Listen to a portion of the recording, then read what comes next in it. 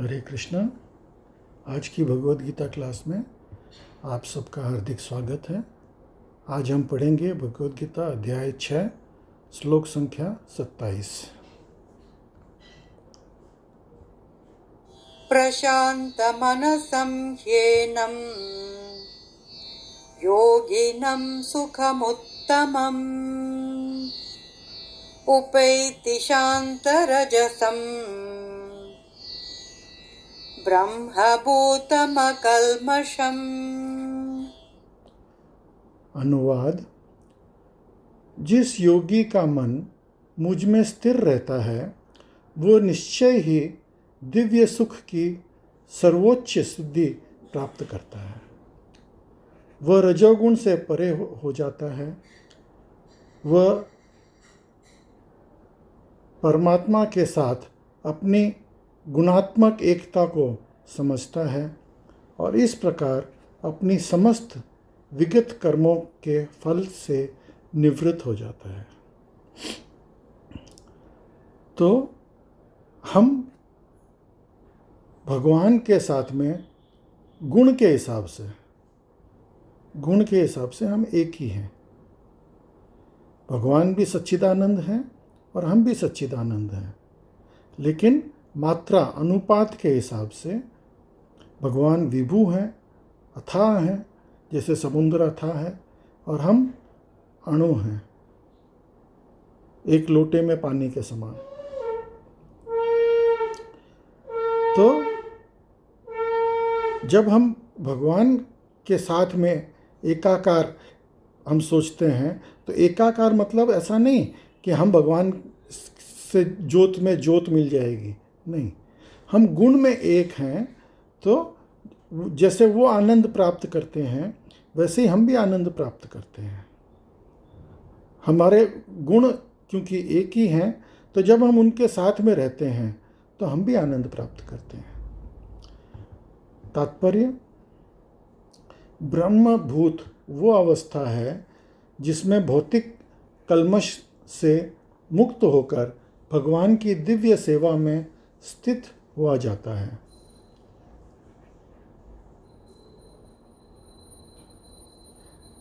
जब तक मनुष्य का मन भगवान के चरण कमलों में स्थिर नहीं हो जाता, जब तक कोई ब्रह्म रूप में नहीं रह सकता। भगवान की दिव्य प्रेमा भक्ति में निरंतर प्रवृत्त रहना या कृष्ण भावनामृत में रहना वस्तुतः रजोगुण तथा भौतिक कल्मश से मुक्त होना है। तो जब हम भगवान की शरण में चले जाते हैं तो हम भौतिक कल्मशों से दूर हो जाते हैं। जैसे अगर एक बच्चा अपने माता पिता के पास में रहता है तो वो अभय महसूस करता है। उसको कोई डरा नहीं सकता। छोटा बच्चा, उसको कोई बोले मैं तुमको मारूंगा, लेकिन वो तो अपने पिता की गोद में बैठा हुआ है, तो कोई उसको डरा नहीं सकता। वो बोलता है मेरे को बचाने वाला मेरा पिता है। तो उसी तरह से जब हम भगवान की शरण में चले जाते हैं तो हमको ये कोई भी भौतिक कल्मश हमको कोई तकलीफ़ नहीं दे सकते। ये माया जो है वो माया हमारे ऊपर कोई प्रभाव नहीं होता है, क्योंकि भगवान स्वयं मायापति हैं। तो जब हम भगवान की शरण में रहते हैं तो माया हमको अटैक नहीं कर सकती। अगला श्लोक पढ़ेंगे। युञ्जन्नेवं सदात्मानं योगी विगतकल्मषः सुखेन ब्रह्म संस्पर्शम् अत्यन्तं सुखमश्नुते। अनुवाद: इस प्रकार योगाभ्यास में निरंतर लगा रहकर अल्प संयमी योगी समस्त भौतिक कल्मश से मुक्त हो जाता है और भगवान की दिव्य प्रेमा भक्ति में परम सुख प्राप्त करता है। तात्पर्य: आत्म साक्षात्कार का अर्थ है भगवान के संबंध में अपनी स्वाभाविक स्थिति को जानना।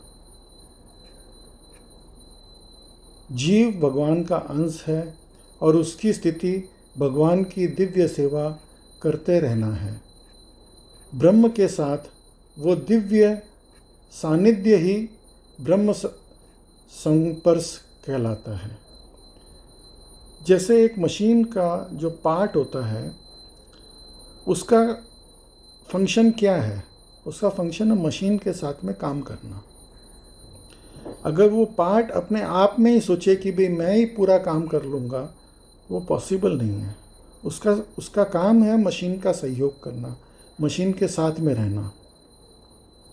तो उसी तरह से हम भगवान के अंश हैं, तो हमको भगवान के साथ रहना है और उनको सहयोग करना है। वैसे तो हम भगवान का क्या सहयोग करेंगे, लेकिन हमारे खुद के फ़ायदे के लिए, हम अगर भगवान के साथ में रहें तो हमारा ही फ़ायदा है उसमें।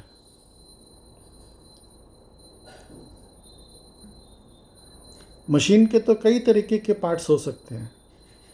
अभी एक पार्ट अगर नहीं काम कर रहा है तो जो इंजीनियर है वो दूसरा पार्ट लेकर के लगा देगा और मशीन काम करता रहेगा। और भगवान तो स्वयं आत्माराम है, उनको किसी की ज़रूरत नहीं है, हमारी आपकी किसी की ज़रूरत नहीं है।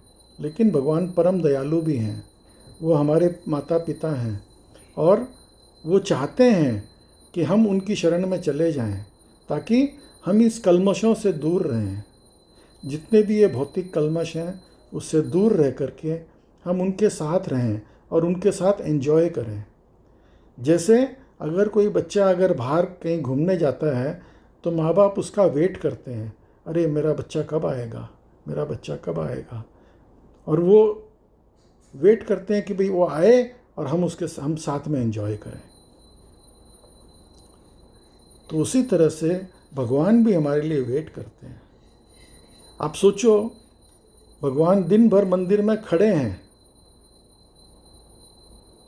बैठते नहीं हैं, खड़े हैं हमारे लिए, लेकिन हमारे पास ही समय नहीं है। हम जाते हैं मंदिर भागते दौड़ते से, ठीक से दर्शन भी नहीं करते। अगर उनसे पूछा जाए दर्शन करके आने के बाद में, अरे भगवान ने क्या पोशाक पहनी हुई थी, किस रंग की पोशाक पहनी हुई थी, तो बोलेंगे हाँ मेरे को तो याद ही नहीं है।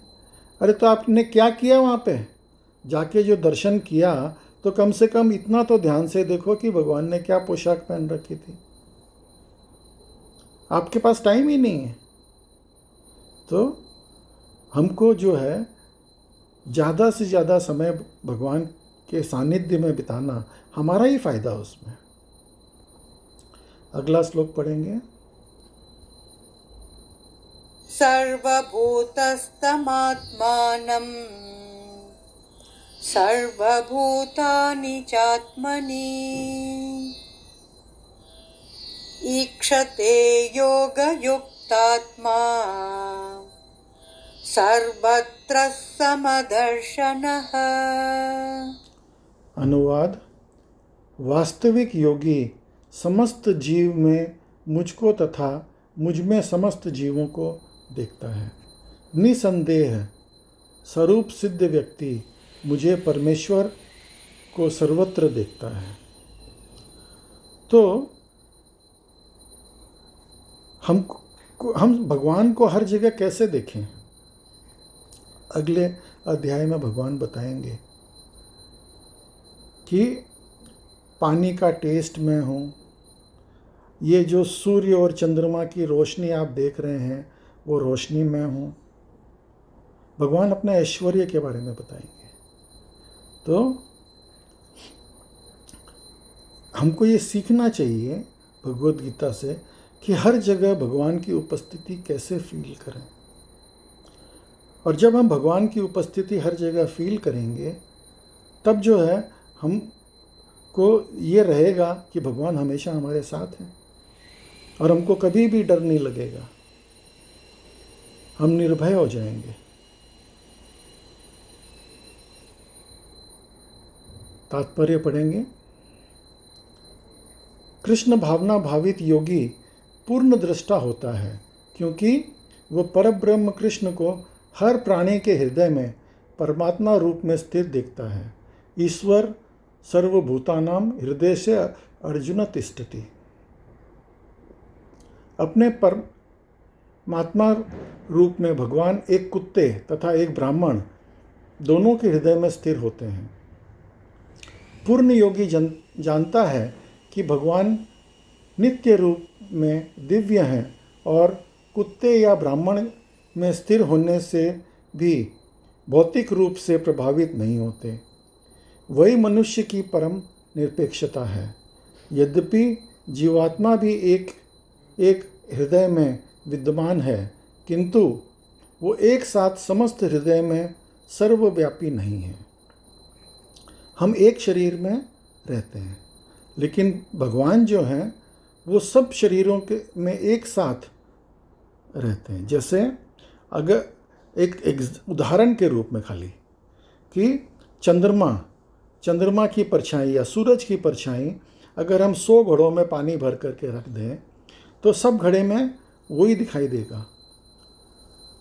तो यहाँ पे तो सिर्फ परछाई दिखाई दे रही है सूर्य की या चंद्रमा की, लेकिन भगवान तो स्वयं सबके हृदय में वास करते हैं परमात्मा स्वरूप में। यद्यपि जीवात्मा भी एक हृदय में विद्यमान है, किंतु वो एक साथ समस्त हृदयों में सर्वव्यापी नहीं है। आत्मा तथा परमात्मा का यही अंतर है। जो वास्तविक रूप से योगाभ्यास करने वाला नहीं है वो इसे स्पष्ट रूप से नहीं देखता। एक कृष्ण भावित व्यक्ति कृष्ण को आसक्ति तथा नास्तिक दोनों में देख सकता है। स्मृति में उसकी पुष्टि इस प्रकार हुई है। भगवान सभी प्राणियों का स्तोत्र होने के कारण माता और पालनकर्ता के समान है। जिस प्रकार माता अपने समस्त पुत्रों के प्रति समभाव रखती है, उसी प्रकार परमपिता भी रखते हैं। फलस्वरूप परमात्मा प्रत्येक जीव में निवास करता है। ब्रह्म रूप से भी प्रत्येक जीव भगवान की शक्ति है, भगवत शक्ति में स्थिर है। जैसा कि 7वें अध्याय में बताया जाएगा, भगवान की 2 मुख्य शक्तियां हैं, परा तथा अपरा। जीव पराशक्ति का अंश होते हुए भी अपरा से बद्ध है। हम जो हैं वो हम सुपीरियर एनर्जी हैं और ये जो माया है ये इन्फीरियर एनर्जी है। लेकिन हम माया के प्रभाव में आकर के हम उससे छुपे हुए हैं। जैसे सूर्य कितना पावरफुल होता है, लेकिन कभी कभी बादलों से ढक जाता है। इसका ये मतलब नहीं है कि बादल सूर्य से ज़्यादा पावरफुल है, नहीं, लेकिन कभी कभी जब बादल घनघोर बादल होते हैं तो सूर्य जो है दिखाई नहीं देते। तो उसी तरह से हम जब माया के प्रभाव में रहते हैं, हम बहुत सुपीरियर एनर्जी है हमारे में। जो भगवान के अंदर जो गुण हैं वही गुण हम भी भगवान सच्चिदानंद हैं, हम भी सच्चिदानंद हैं। तो हमारे अंदर वही गुण हैं जो भगवान के अंदर हैं। अनुपात कम है लेकिन गुण वही है। लेकिन हम माया के प्रकोप से हम लोग छुप जाते हैं। एक और एग्जाम्पल बताता हूँ। एक प्रचंड अग्नि है, वो प्रचंड अग्नि जल रही है और उसके अंदर सब चीज़ चमक रहा है और उसके अंदर से एक कोयला चटक करके दूर गिर गया। थोड़ी देर तो वो चमकता रहा, उसमें से अग्नि चमक रही थी, फिर उसके ऊपर धीरे धीरे राख कवर कर जाती है और उसकी रोशनी जो है वो दिखती नहीं है। कोई उसको फूंक मारे वापस से, राख को उड़ा दे या उसको उठा करके वापस से अग्नि के अंदर डाल दे तो फिर से चमकने लगता है। तो उसी तरह से जब हम भगवान से डिस्कनेक्टेड हो जाते हैं तो हमारा भी यही हाल होता है। अभी आप एक और तरीके से आप समझिए। जैसे एक लोहे का रॉड है, उस रॉड को आप अग्नि के अंदर डाल दीजिए। अब अग्नि के अंदर वो गर्म हो रहा है, पहले वो लाल होता है, फिर वो एकदम सफ़ेद हो जाता है, एकदम खूब तेज गर्म हो जाता है। फिर उस रॉड को जो है वो अग्नि जैसा ही काम करता है,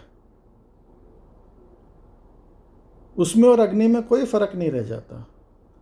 तो उसी तरह से जब हम भगवान के संपर्क में रहते हैं, जब हम भगवान की भक्ति करते हैं, तो हमारे गुण जो हैं वो निखर जाते हैं और इस माया से हम छुटकारा पाते हैं।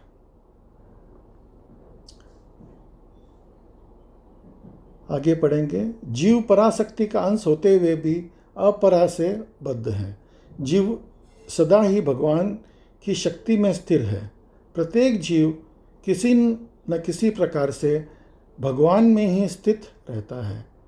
योगी समदर्शी है क्योंकि वह देखता है कि सारे जीव अपने अपने कर्म फलों के अनुसार विभिन्न स्थितियों में रहकर भगवान के दास होते हैं। अपरा शक्ति में जीव भौतिक इंद्रियों का दास रहता है, जबकि पराशक्ति में वो साक्षात परमेश्वर का दास रहता है। इस प्रकार प्रत्येक अवस्था में जीव ईश्वर का दास है। कृष्ण भक्ति भावित व्यक्ति में ये श्रम दृष्टि पूर्ण होती है। तो या तो हम कृष्ण के दास बन सकते हैं या हम माया के दास बन सकते हैं। हम जो है जब तक कृष्ण के दास बने रहेंगे हम बिंदास रहेंगे। जब हम माया के दास बन जाएंगे तो हम हमेशा उदास रहेंगे। तो आपको सोचना है कि आपको उदास रहना है या बिंदास रहना है। आप कृष्ण की भक्ति करोगे, कृष्ण से जुड़ के रहोगे, आप बिंदास रहोगे। आप माया के गुलाम बन के रहोगे तो आप माया के दास उदास रहोगे हमेशा। अगला श्लोक पढ़ेंगे। यो मां पश्यति सर्वत्र सर्वच मयि पश्यति तस्याहं न प्रणश्यामि स च मे न प्रणश्यति। अनुवाद। जो मुझे सर्वत्र देखता है और सब कुछ मुझ में देखता है, उसके लिए न तो मैं कभी अदृश्य होता हूँ और न वो मेरे लिए अदृश्य होता है। तो यही चीज़ अभी हम बात कर रहे थे कि भगवान जो है सर्वव्यापी हैं और भगवान का ऐश्वर्य अगले अध्याय में भगवान बताएंगे। तो हमको वो बहुत ध्यान से समझना चाहिए कि भगवान कहाँ कहाँ पे किस तरह से मौजूद हैं और हम उनको किस तरह से हर जगह देख सकते हैं। और जब हम भगवान को हर जगह देखेंगे तो हमारा कल्याण हो जाएगा। तात्पर्य। कृष्ण भावना भावित व्यक्ति भगवान कृष्ण को सर्वत्र देखता है और सारी वस्तुओं को कृष्ण में देखता है। ऐसा व्यक्ति भले ही प्रकृति का पृथक पृथक अभिव्यक्तियों को देखता प्रतीत हो, किंतु वो प्रत्येक दशा में इस कृष्ण भावनामृत में अवगत रहता है कि प्रत्येक वस्तु कृष्ण की ही शक्ति से अभिव्यक्त है। कृष्ण भावनामृत का मूल सिद्धांत ही यह है कि वो कृष्ण के बिना कोई अस्तित्व नहीं है और कृष्ण ही सर्वेश्वर हैं। कृष्ण भावनामृत कृष्ण प्रेम का विकास है। ऐसी स्थिति में भौतिक मोक्ष से भी परे है।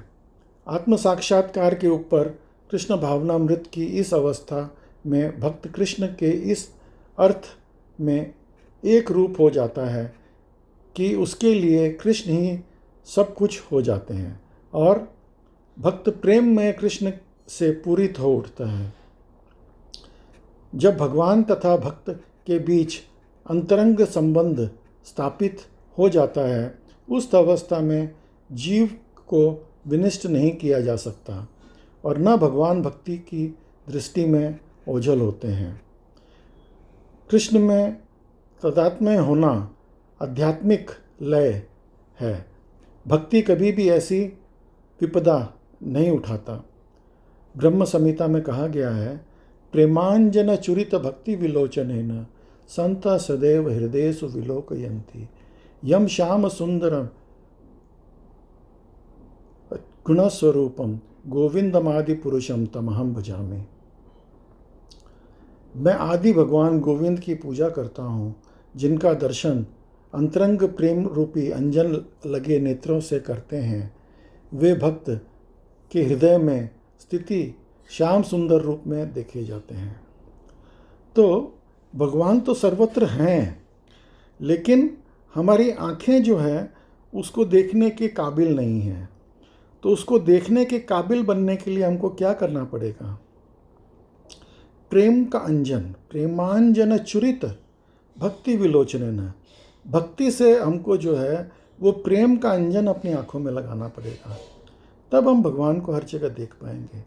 अभी जैसे भगवान ने अपना विराट रूप महाभारत के बीच में दिखाया, तो वहाँ पे तो सब लोग मौजूद थे, लेकिन किसी को दिखाई नहीं दिया।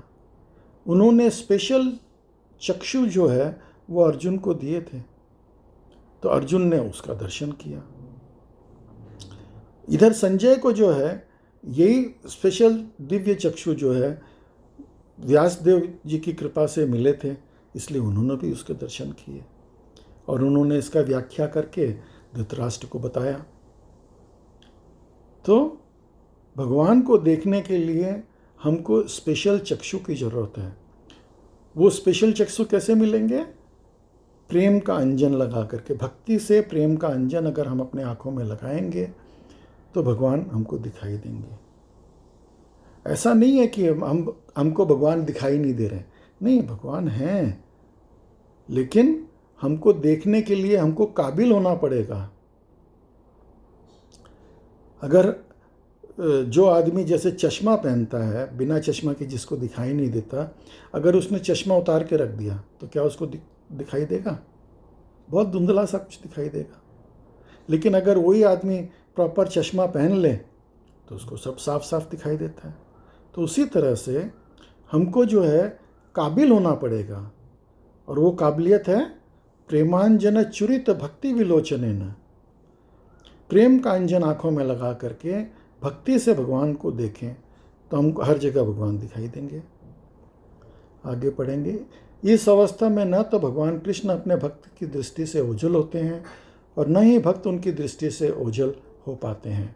यही बात योगी के लिए भी सत्य है, क्योंकि वह अपने हृदय में भीतर परमात्मा रूप में भगवान का दर्शन करता रहता है।